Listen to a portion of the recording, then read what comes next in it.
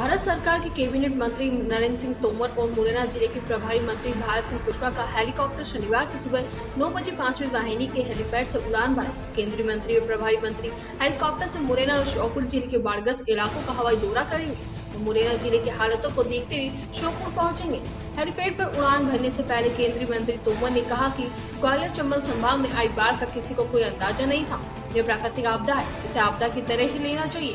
समाज सेवी संस्था, प्रशासन और पूरी सरकार इस बाढ़ से निपटने और जनजीवन को पटरी पर लाने के प्रयासों में दिन रात जुटी है। तोमर ने कहा कि मध्य प्रदेश सरकार ने श्योपुर की स्थिति को देखते हुए संभागीय व राज्य स्तर के अधिकारी को लगाया है। नगर पालिका क्षेत्र में 3 से 4 सीएमओ लगाए गए हैं। जिन लोगों का नुकसान हुआ है उसका सर्वेक्षण होगा और जल्द से जल्द उन्हें मुआवजा दिलाया जाएगा। केंद्रीय मंत्री ने बाढ़ की हालतों से निपटने के लिए बारिश के जल का प्रबंधन की जरूरत बताई और कहा कि पूर्व प्रधानमंत्री अटल बिहारी वाजपेयी की नदी जोड़ो परियोजना के विजन को आगे बढ़ाने का प्रयास कर रहे हैं।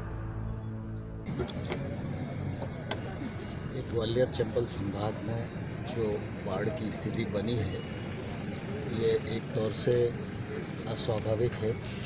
किसी को इस बात का अंदाज नहीं था कि ऐसी आपदा का सामना करना पड़ेगा, तो दुर्भाग्य से परिस्थिति उत्पन्न हुई है। जिला प्रशासन, समाज सेवी संस्थाएं, क्राइसिस मैनेजमेंट ग्रुप, राज्य सरकार, सभी लोगों ने मिलकर आवश्यक प्रबंध करने की कोशिश की है। जो लोग प्रभावित हैं उनकी मौलिक आवश्यकताएं पूरी हों, इस दृष्टि से भी काम किया जा रहा है। कल रात्रि में 1 बजे तक मैं मुरैना क्षेत्र के ग्रामीण इलाके में था। अभी मैं श्योपुर जा रहा हूँ और उसके बाद शाम को लौटकर सबलगढ़ और जौरा क्षेत्र में कुछ गांव में जाते हुए फिर मैं यहाँ से देख लूँगा। मध्य प्रदेश सरकार ने श्योपुर की स्थिति को देखते हुए सभी संभागीय और राज्य स्तर के अधिकारियों को लगाया है। वहाँ पर नगर पालिका क्षेत्र में 3-3, 4-4 सीएमओ लगाए हैं। सब इंजीनियर वहाँ लगाए गए हैं और जो आवश्यक उपकरण हैं, चाहे वो जेसीबी मशीन हो, चाहे वो डंपर हो, चाहे वो सीवेज को क्लियर करने के लिए उपकरण हो, उन सब का प्रबंध किया है।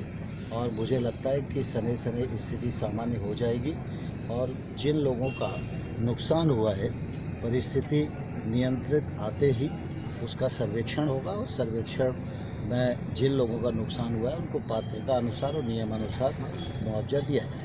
स्वाभाविक रूप से नदी जोड़ो परियोजना एक पक्ष है, लेकिन प्राकृतिक आपदा पर किसी का बस नहीं है। इसलिए कुल मिला के इस परिस्थिति को प्राकृतिक आपदा की दृष्टि से ही लेना चाहिए, लेकिन जल का प्रबंधन हम और अच्छे से देश में कर सकें इस दिशा में प्रधानमंत्री जी चिंतित भी हैं और लगातार अटल जी के विजन को आगे बढ़ाने का प्रयास कर रहे हैं। मुरैना से देवेंद्र सिंह राजपूत की रिपोर्ट।